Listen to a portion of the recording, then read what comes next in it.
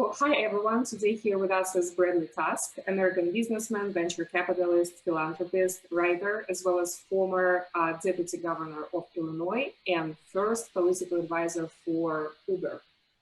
Bрэdli is also leading the effort to bring mobile voting in the United States. And so far, at this point, 14 mobile voting pilots have been successfully completed in 5 different states. First question, is basically the main question. What is mobile voting and how is it different from the system that we currently have in place? So right now we have a system that if you were trying to come up with a way to convince people not to vote, that's how you would run an election. So turnout in most US elections is abysmally low.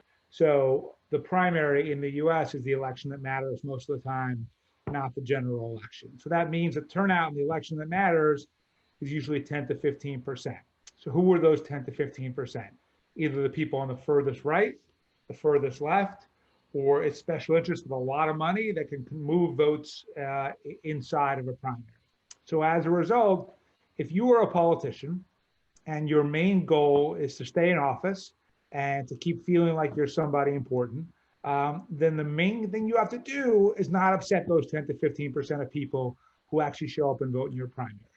Because they are the most ideological, they don't want you to get things done. They only want their view to happen. And if it can't happen, they want nothing at all. So the idea of compromise on immigration or guns or healthcare or climate change or education or all these different crises that are facing this country right now are impossible to achieve because all of the political incentives to politicians is to fight with each other. What would change that would be if turnout were, instead of being 10 or 15%, if it were 50 or 60 or 70%, and then the incentives would be to get things done because the majority of people have, relatively similar views on most of these issues. It's the far left and the far right, they have different views. But for as long as that kind of majority doesn't bother to vote in a primary, their views don't matter. It's pretty clear they're not going to show up and wait in line and do all the things that it takes to vote under the current system. But if they could just look at their phone, press a few buttons and securely transmit their choices, they would vote. The way we legalized Uber and ride sharing in the United States was that even though the taxi industry at the time was a very powerful cartel, we were able to mobilize our customers from the app to weigh in with their legislators and elected officials to say, we want this thing called ride sharing to exist. And that's how we won in every single jurisdiction across the United States.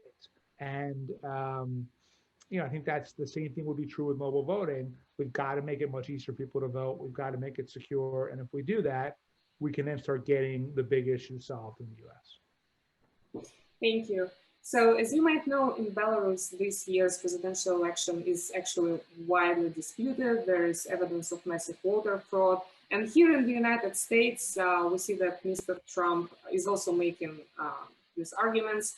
So is mobile voting the cure for something like that? I think it can be, right? Look, ultimately, you're always going to have people who want power fighting with other people who want power and saying whatever they need to say to try to keep power, right? That was true probably 5,000 years ago. For as long as people have been around, that's been true. But if you have an election where everyone is voting and it's really easy to vote, it's very hard to dispute the results, right? The way that, at least in the US, they allege fraud is they say, oh, the mail-in ballots weren't properly counted, or the people at this polling place were being biased towards one party or the other.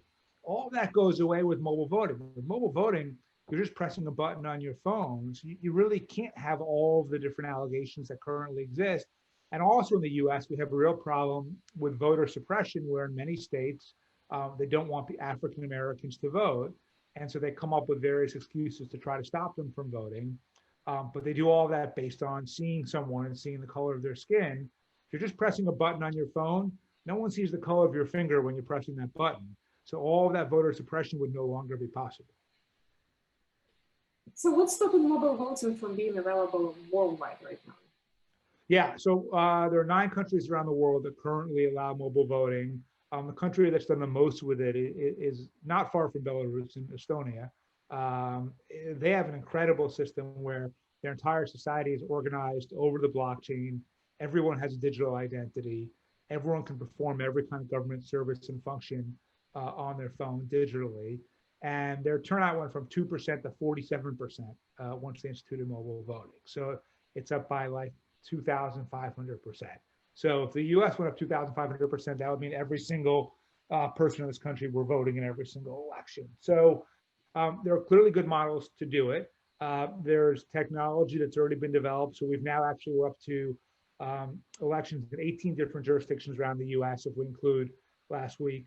And they've all gone well. They've all been independently audited by the National Cybersecurity Center, all come back clean. Turnout on average has more than doubled. So we know it works. The next phase is how do we have technology that can accommodate millions and millions of votes online through people's phones. And so my foundation, Tufts Philanthropies, is funding the creation of this new technology. We put $10 million into a program to get incentivize people from the private sector and the nonprofit sector to work on new mobile voting technology. We have what's called an RFP process, 25 different entities applied. We'll pick someone by the end of the year.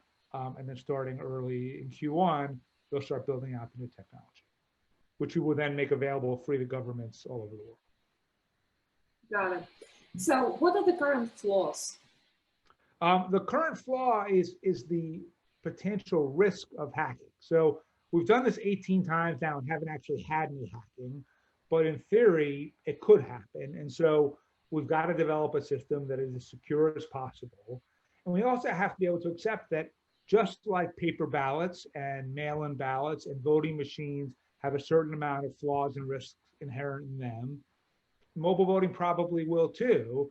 But, you know, look, paper ballots, for those of you who remember the Bush versus Gore election in 2000 in the US, it was the problems with paper ballots that led to the dispute of the results in Florida, which then led to George W. Bush becoming president, which then led to a war in Iraq that killed 1 million people for pretty much no reason whatsoever.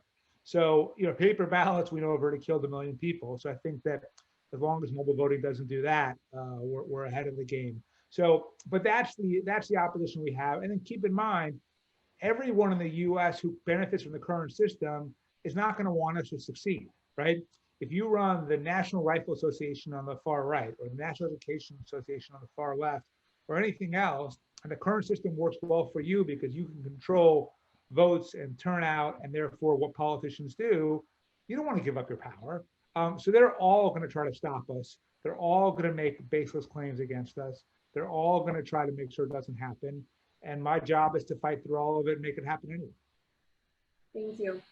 So there are different levels of democracy across the world. So which conditions should be met in the country for the mobile voting system to be implemented there?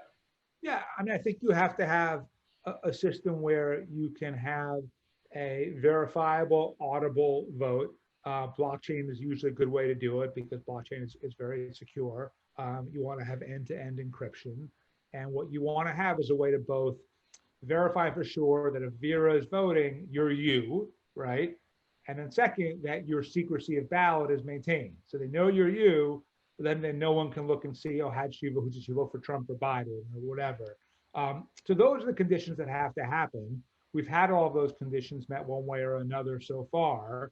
And the question, at least for us in the US, is can we do it at scale? So the 18 elections we've done so far have been for small populations of people, usually either military stationed abroad or people with disabilities, because if you're deaf or you're blind, voting's even harder.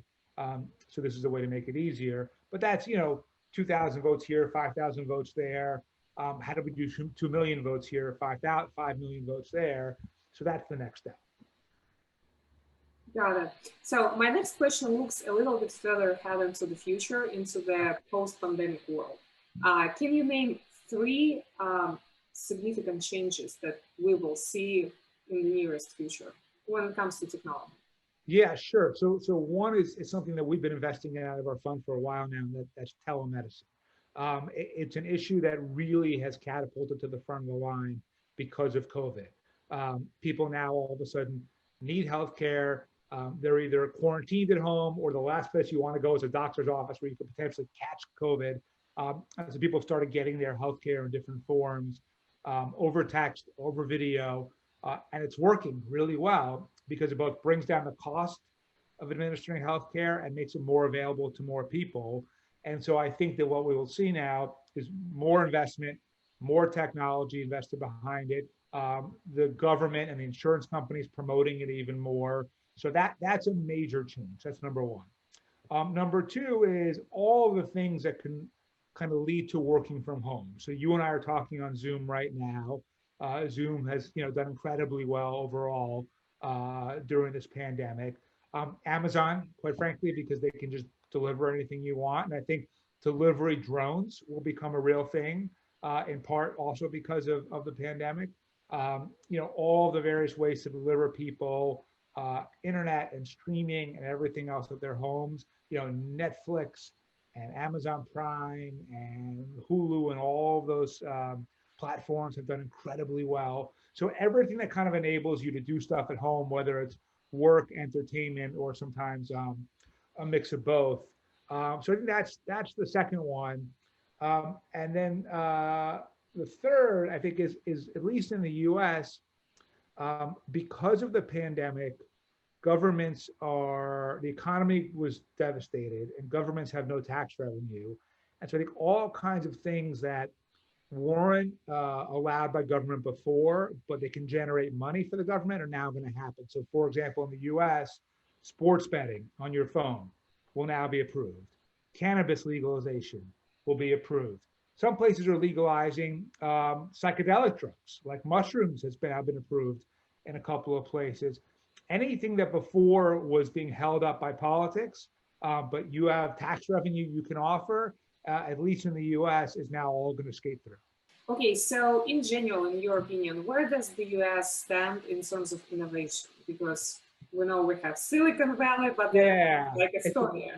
It's a great question, right? So the answer should be we should be the best at it, because typically we attract the most talented people from all over the world who want to be in the US. And if you can always attract the very top talent, you should be the very best. However, we've had this idiotic policy now for the last 4 years where we've limited immigration, we've limited people who can come in on H-1B visas. So instead of bringing the best from all over the world in, we're rejecting them and saying, go work in Estonia, go work in Belgium, go work in Hong Kong, whatever it is, and we're losing all this talent. So I do think, because we'll have a new presidential administration starting in January, they will restore the old policies, and hopefully it's not too late to attract people to this country again. Because look, we have an incredible education system of higher ed that delivers tons of R&D. We have an incredible venture capital system that can put tons of money into technology. We have a huge consumer system that's willing to buy all kinds of products and services and everything else, but you need the technical talent to put it all together. We still do produce a lot of it in the US, but our ability to really be the top tech country in the world, and the most innovative country in the world, rests on having the best talent in the world. And so I'm really hopeful that we'll start getting that again. Thank you for taking your time to speak with us today. Oh, thank you so much for having me, Vera. It's always a pleasure.